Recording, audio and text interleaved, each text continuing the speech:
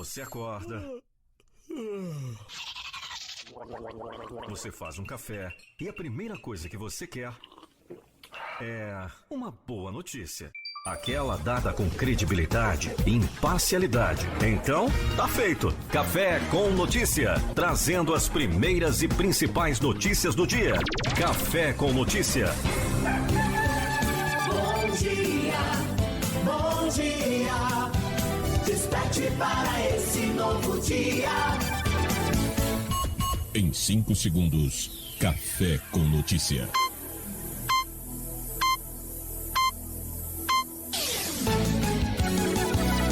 As melhores músicas, as principais notícias. Café com Notícia.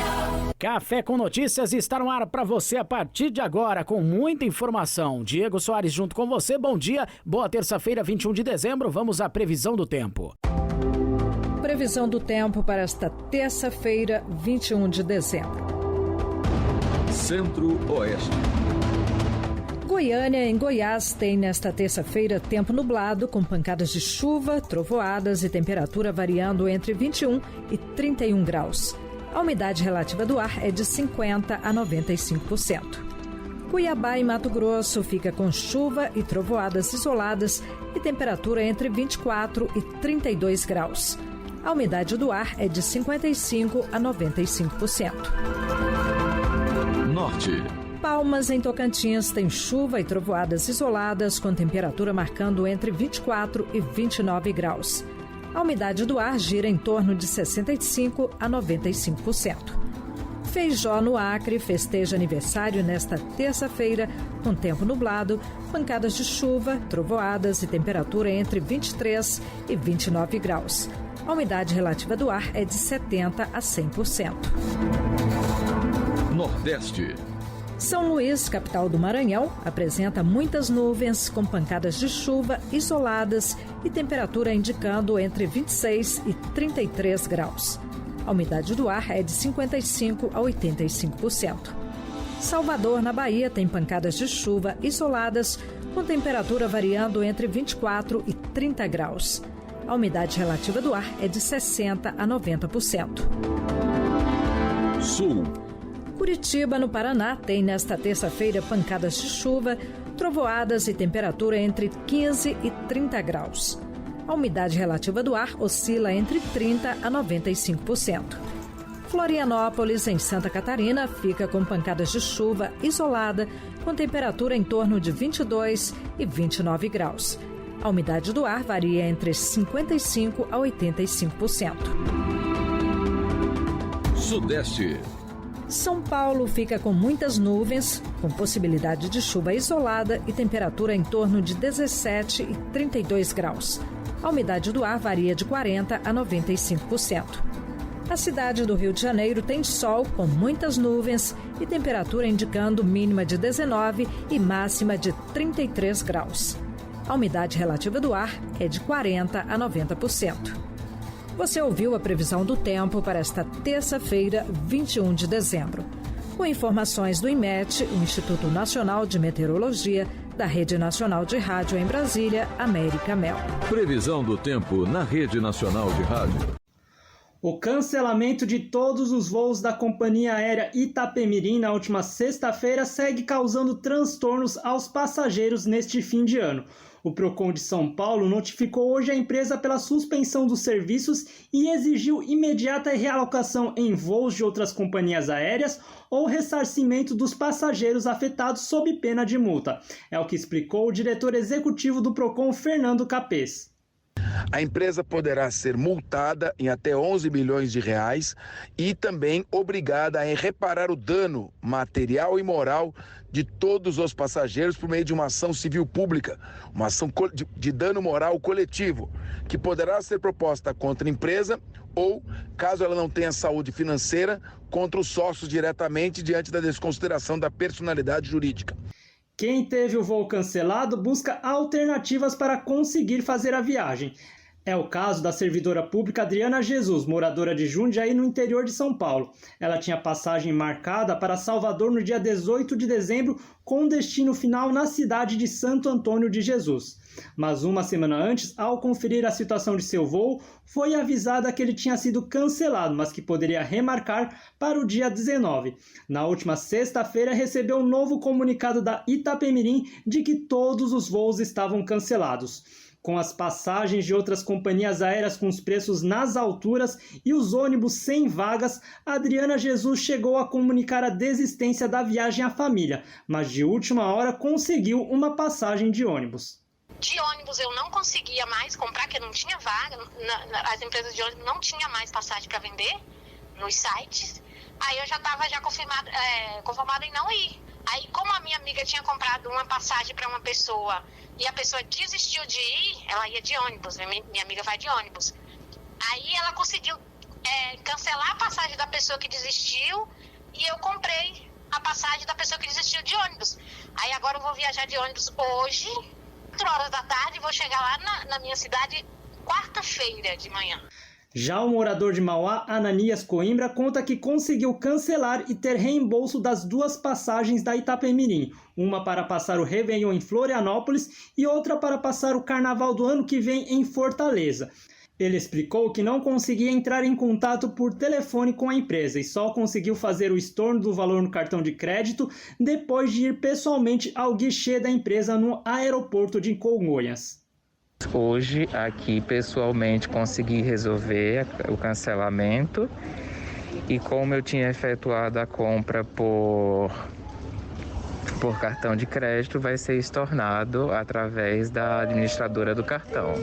A orientação para o consumidor que teve o voo cancelado é entrar em contato com a companhia aérea e registrar a reclamação no PROCON do seu estado ou pelo canal do consumidor do governo federal.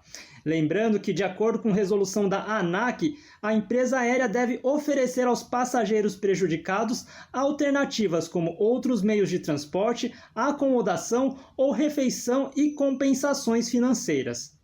Em nota divulgada nesse domingo, a Itapemirim informou que, em função da suspensão temporária das operações, orienta que apenas os passageiros fora do seu domicílio e que têm viagem de volta marcada entrem em contato com os canais oficiais da empresa para reacomodação de retorno. Para os passageiros com viagem marcada e que estão em sua cidade de domicílio, a companhia aérea avisa que há a opção de reembolso no site da própria companhia, voita.com.br. Da Rádio Nacional em São Paulo, Nelson Lim. A Comissão Mista de Planos, Orçamentos Públicos e Fiscalização do Congresso Nacional adiou para esta terça-feira a votação do Orçamento da União de 2022. A presidente da comissão, senadora Rose de Freitas, do MDB do Espírito Santo, afirmou que não houve tempo para que os parlamentares pudessem ler a proposta e apresentar destaques. O relatório do deputado Hugo Leal, do PSD do Rio de Janeiro, foi apresentado durante a madrugada desta segunda-feira. Mais 2 reuniões devem acontecer durante esta tarde para a avaliação do texto. A presidente e o relator vão se reunir com representantes do Ministério da Economia para discutir propostas do governo federal que não indicavam a fonte de recursos. Segundo Rose de Freitas, 2 pontos geram insatisfação. Um é o valor destinado à educação, que não atende a um compromisso da comissão de retornar ao patamar de 2019. O outro é o tamanho do fundo eleitoral, que ficou com pouco mais de 5 bilhões de reais. Não há consenso na bancada da permanência do número que foi colocado para atendimento do fundo eleitoral. Uma boa parte da comissão está pleiteando que esse número seja reduzido. O substitutivo do relator prevê como meta para o ano que vem um déficit primário de 79 bilhões de reais para os orçamentos fiscal e da Seguridade Social. O salário mínimo previsto é de R$ 1.210. O documento prevê 16 bilhões e meio de reais para as emendas do relator geral, as RP9, que ficaram conhecidas como orçamento secreto. O relatório já traz o efeito das mudanças no teto de gastos e no pagamento de precatórios, que liberaram uma margem de 110 bilhões de reais para o Poder Executivo. O Auxílio Brasil deve contar com 89 bilhões de reais em 2022. Para ações e serviços públicos de saúde, o substitutivo prevê a aplicação de mais de 147 bilhões de reais. Já a aplicação mínima para manutenção e desenvolvimento do ensino ficou próxima de 63 bilhões de reais. Da Rádio Nacional em Brasília, Gabriel Brum. Pessoas imunossuprimidas vão receber a 4ª dose de vacina contra a Covid-19 aqui no Brasil. A informação foi divulgada pelo Ministério da Saúde. Vale para quem tem mais de 18 anos e tenha recebido a dose de reforço há pelo menos 4 meses. Os imunossuprimidos são aqueles que têm imunidade comprometida por alguma doença ou tratamento médico. É o caso das pessoas que fazem tratamento de câncer, hemodiálise, pessoas com HIV, transplantados e usuários de medicamentos de uso contínuo e controlado, como corticoides. A nota técnica do Ministério da Saúde, divulgada nesta segunda-feira, traz também a antecipação do intervalo na aplicação entre a 2ª dose e a dose de reforço para quem tem mais de 18 anos. Segundo a nota técnica, essa redução foi adotada após alguns critérios observados no cenário da Covid-19 no país, como o avanço da variante Ômicron, que já tem transmissão comunitária em São Paulo. Para os imunizados com Pfizer, AstraZeneca e Coronavac, a dose de reforço deve ser aplicada preferencialmente com a vacina da Pfizer. Quem foi vacinado com o imunizante da Janssen deve receber a dose do mesmo fabricante, com pelo menos 2 meses de intervalo da dose única. Brasília, Goiânia e Salvador são algumas das cidades onde a pessoa já pode procurar os postos de vacinação a partir desta terça-feira para a dose de reforço. O Ministério da Saúde já distribuiu mais de 39 milhões de doses para aplicação do reforço e mais de 15 milhões de brasileiros já receberam a dose adicional. Com supervisão de Nádia Fadiani, da Rádio Nacional em Brasília, Igor Cardim. O surto de influenza A na cidade do Rio de Janeiro já provocou a contaminação de milhares de pessoas nas últimas semanas, segundo informações da Secretaria Municipal de Saúde. No entanto, após cenas de unidades da rede municipal lotadas, dados da última semana apontam uma queda de 16% no número de atendimentos de pacientes com síndrome gripal na rede de urgência e emergência em relação a igual período anterior. A Secretaria informou que segue monitorando o panorama epidemiológico na cidade e divulgou o último balanço de vacinação contra a doença. Mais de 2.700.000 pessoas já foram imunizadas e a vacina segue disponível em todas as mais de 230 unidades de atenção primária à saúde. Para deter o avanço da nova variante da influenza, a Secretaria garante que dispõe de estoques suficientes de vacina e mantém centros de atendimento e testagem de pacientes com síndrome gripal em vários pontos da cidade. Essas unidades têm capacidade para receber, em média, 1.000 pacientes por dia, com sintomas como febre, calafrio, tosse, coriza, dor de garganta e de cabeça, além de alteração no olfato ou paladar. Os casos considerados graves são encaminhados para a unidade de pronto atendimento mais próxima. Da Rádio Nacional no Rio de Janeiro, Lígia Souto. Na semana em que se comemora o Natal, a vacinação contra a Covid-19 no Rio de Janeiro segue apenas até quinta-feira, dia 23. De acordo com o calendário divulgado pela Prefeitura, os postos estão imunizando com a 3ª dose pessoas a partir de 56 anos que tomaram a 2ª dose há pelo menos 3 meses. Também o público com 18 anos ou mais deve ir aos postos desde que cumprindo o prazo de 5 meses da 2ª aplicação. A recomendação é a mesma para pacientes que enfrentam alto grau de imunossupressão e que têm 12 anos ou mais. Nesta faixa etária, o atendimento é feito inclusive para aqueles que ainda não se imunizaram. Mas atenção, para receber a vacina é preciso respeitar o intervalo de cada fabricante. 12 semanas para a AstraZeneca, 28 dias no caso da Coronavac e 21 para o imunizante da Pfizer. Na hora da imunização, são exigidos carteira de identificação original com foto, número do CPF e, se possível, a caderneta de vacinação. Da Rádio Nacional no Rio de Janeiro, Lígia Souto. Café com Notícias, uma pausa rápida, vamos para o intervalo e voltamos já. Café com Notícia. Você está ouvindo Rede Missões. Café com Notícia. De volta com mais Café com Notícias. Há menos de 2 semanas, para o ano novo, foi finalizado apenas um processo de contratação para a queima de fogos de artifício na cidade do Rio de Janeiro. De acordo com a Rio Tour, empresa de turismo do município, a festa de luz e cor está garantida no céu da Praia do Flamengo, zona sul carioca. Ao todo, estão previstos espetáculos em 10 pontos das zonas norte, sul e oeste. Ao espalhar por diferentes regiões, a intenção, segundo a Prefeitura, é evitar a necessidade de grandes deslocamentos e aglomerações. Segundo a Rio Tour, o processo para a prestação de serviços em Copacabana está adiantado. Nesta segunda-feira foi publicado no Diário Oficial a homologação do resultado do pregão eletrônico com o objetivo de contratar as balsas para a realização do espetáculo pirotécnico. Na quarta-feira, haverá o pregão com o mesmo objetivo, voltado para a Igreja da Penha, e na quinta aos demais palcos.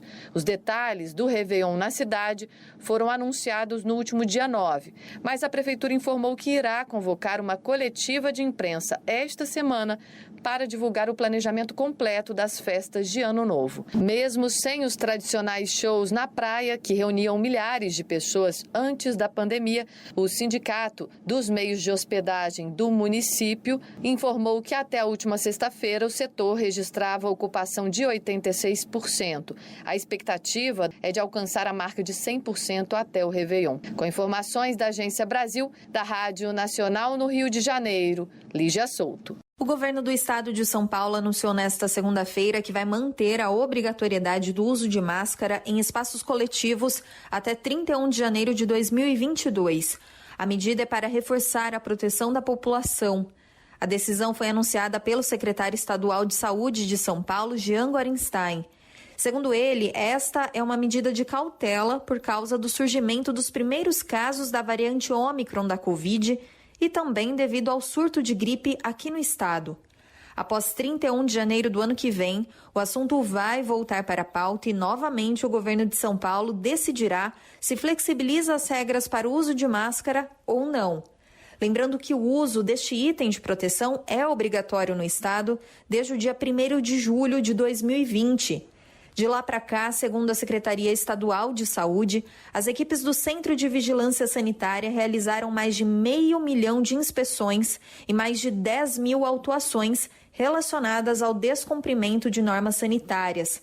A recusa pelo uso de máscara em locais públicos gera multa que varia de R$ 552,71 para pessoas físicas até R$ 5.294 para pessoas jurídicas.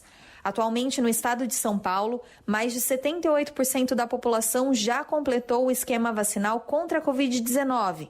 Ou seja, as pessoas receberam 2 doses ou dose única do imunizante.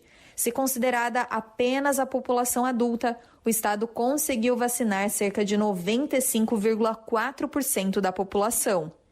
Da TV Brasil em São Paulo, Anne Zanetti.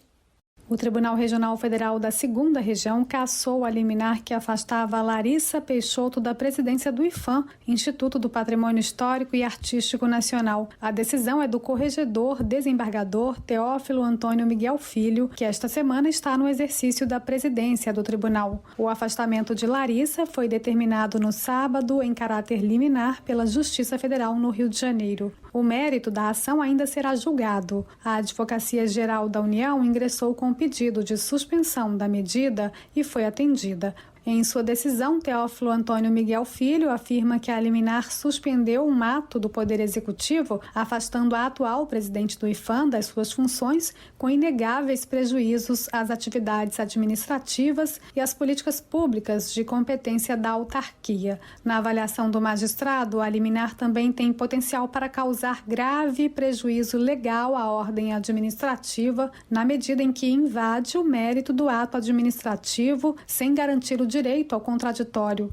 sobre a concessão de licença para a construção de uma loja van do empresário Luciano Hang, no Rio Grande do Sul, onde foram achadas peças antigas de cerâmica durante as escavações, o desembargador afirmou que o processo administrativo teve início em maio de 2019, quando Larissa ainda não havia sido nomeada para a presidência do Instituto. A liminar veio depois de discurso do presidente Jair Bolsonaro a empresários criticando a decisão do IPHAN, que interrompeu momentaneamente as obras. A decisão também afirma que o processo administrativo de licença do empreendimento da rede de lojas já havia se encerrado no IPHAN, com a autorização para a licença da operação pelo órgão ambiental do Estado do Rio Grande do Sul. Com informações da Agência Brasil, da Rádio Nacional no Rio de Janeiro, Fabiana Sampaio. A Secretaria Municipal de Saúde do Rio de Janeiro confirmou o primeiro caso importado da variante Ômicron na capital fluminense. Trata-se de uma brasileira de 27 anos, moradora de Chicago, nos Estados Unidos, que buscou atendimento em uma unidade de saúde municipal assim que chegou ao Brasil no dia 13 de dezembro. O secretário municipal de saúde, Daniel Sorans, informou que a paciente está assintomática e em isolamento domiciliar. De acordo com o secretário, ela tomou as 2 doses da vacina contra a Covid, sendo a última delas em abril. Essa paciente tinha tomado 2 doses da vacina da Pfizer nos Estados Unidos, onde ela mora.